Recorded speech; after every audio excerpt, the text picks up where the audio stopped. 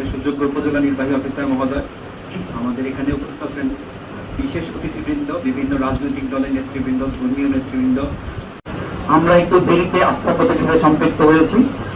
আস্থা প্রজেক্ট শেরপুরে জেলা প্রশাসনের সাথে স্বাবলম্বী উন্নয়ন সমিতির আস্থা প্রজেক্টের কার্যক্রম আমাদের শেরপুরে শুরু হয়েছে 2023 সালের নভেম্বর মাসে। 5টা উপজেলায় কাজ হচ্ছে আমাদের শেরপুর জেলা।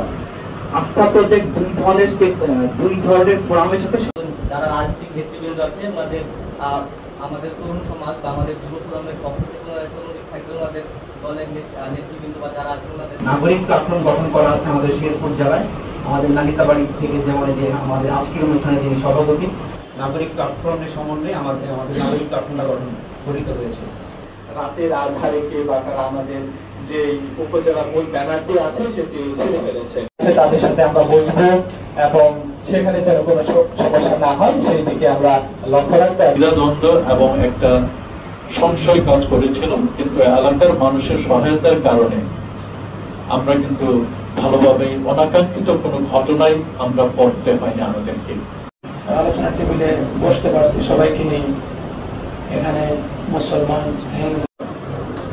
ধন্যবাদ। এরপর যে বক্তব্য রাখার জন্য বিনীতভাবে অনুরোধ করছি সনাতন ধর্মাবলম্বীদের পক্ষ থেকে আমি সবাইকে জানাই শুভেচ্ছা ও অভিনন্দন। আমাদের সংস্কৃতি চর্চার স্বাধীনতা, সকল কিছুর স্বাধীনতা, সকল দল সকল মত সবাই যেন প্রকাশ করতে পারে, সবাই অংশ নিতে পারে, সেটাই স্বাধীনতা।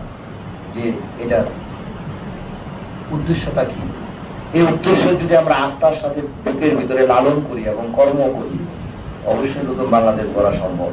আজকে কি এইটুক মন্তব্যটা আমাদের জাগরণ হয়েছে যে আমি একটা জিনিস ব্যবহার করব, সেটা স্বহস্তে নিজ দায়িত্বে আবার সেখানে পৌঁছে দেব। কে ইসলাম ধর্মে আছে, কে হিন্দু, কে খ্রিস্টান, কে বৌদ্ধ, সেটা বিষয় নয়। বিষয় হচ্ছে আমরা যে ধর্মই থাকি না কেন, প্রত্যেকটা ধর্মের মানুষ যখন আমরা স্বাধীনভাবে কাজ করতে পারবো, স্বাধীনভাবে চলাফেরা করতে পারবো, স্বাধীনভাবে আমাদের নিজস্ব অধিকার আমরা পাবো, তখনই কিন্তু আমরা স্বাধীন মানুষ। সাবেক আহ্বায়ক জনাব আনোয়ার হোসেন রায়। দরিদ্র তাদেরকে কিন্তু এই সমিতি বিভিন্নভাবে সহযোগিতা করে থাকে। যুব সমাজকে সহযোগিতা করছেন, দরিদ্র মানুষদের সহযোগিতা করছেন, প্রত্যেকটি সেক্টরে তারা চিন্তা করছেন যে এই বাংলাদেশের গরিব অসহায় মানুষদের কিভাবে স্বাবলম্বী করা যায়।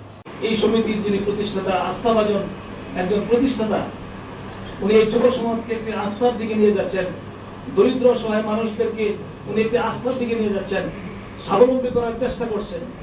তার জন্য শুধু এই সমিতির যারা দায়িত্ব আছেন তাদের চেষ্টা করলে হবে না, এখানে আমাদের প্রত্যেকেরই সহযোগিতা করে প্রয়োজন।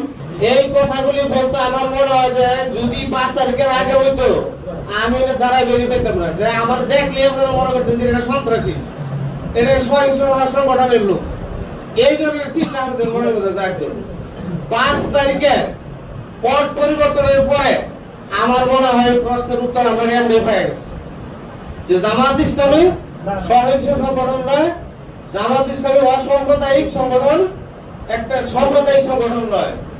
এটা আর আমার মনে হয় কারো মনে মধ্যে প্রশ্ন আছে কিনা আমি জানি না, ঠিক আমার মনে হয় 5 তারিখের পর আমাদের পরিষ্কার হয়ে গেছে। বিশেষ করে আমিরে জামাত শফিকুর রহমান, তিনি সারা দেশব্যাপী সমাজ গঠনের জন্য যে কাজ করে যাচ্ছেন এবং তার বক্তব্য আপনারা শুনছেন, এই বৈষম্য বিরোধী ছাত্র আন্দোলনে যারা জীবন দিয়েছে প্রত্যেকের বাড়ি বাড়ি যাওয়ার চেষ্টা করছেন তিনি।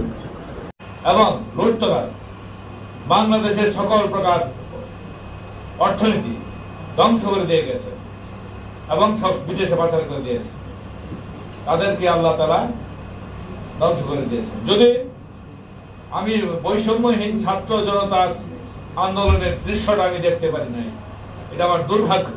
কারণ জুলাই আগস্ট তারিখে এই বৈষম্যহীন ছাত্র আন্দোলনের কারণে আমাকে গ্রেফতার করা হয়, 16 জুলাই আমাকে গ্রেফতার করা হয়, 5 আগস্ট। কিন্তু তৃতীয় পক্ষরা এই সুযোগটা নিয়েছে বেশি, কারণ সকালবেলা বা আগের দিন কোন প্রকার লোকজন দেখা যায় নাই, 3টার পর থেকে হাজার হাজার লোক কোথা থেকে আসলো, কিভাবে আসলো, বা অনেককেই আমরা চিনতে পারি না।